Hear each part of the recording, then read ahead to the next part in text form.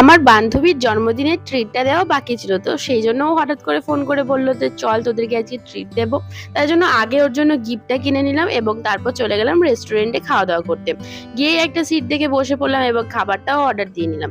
আজকে আমরা তিনজনই ছিলাম, এক এক করে সব বান্ধবীরই বিয়ে হয়ে যাচ্ছে আর দলটাও কমে যাচ্ছে। তো যাই হোক, আগে ওকে গিফটটা দিয়ে নিলাম। আর ওকে যে গিফটটা দিয়েছি, একটা শর্ট টপ দিয়েছি, একটা প্লাজো প্যান্ট, যেটা গরমের পক্ষে একদমই পারফেক্ট, কারণ ও বেশি জিন্স টিন্স এসবই পরে।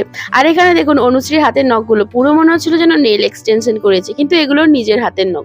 তারপর তো যাই হোক, স্টার্টারে এলো ফিশ ফিঙ্গার, তো সেটাই খেলাম, খুবই ভালো হয়েছিল। তারপর অর্ডার দিয়েছিলাম আলুর পরোটা, সেটাও নিলাম। সাথে ছিল কড়াই পনির এবং চিলি চিকেন। সমস্ত খাবার দাবার পরপর আসছিল, তাই আমরা পরপরই খাওয়া দাওয়া করছিলাম। স্টার্টার আর মেন কোর্সের কিছু ছিল না।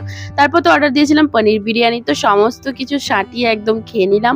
আর আজকের মিনি ব্লগটা এই পর্যন্ত। দেখা হচ্ছে পরের একটা মিনি ব্লগে। টাটা, সবাই ভালো থাকবেন।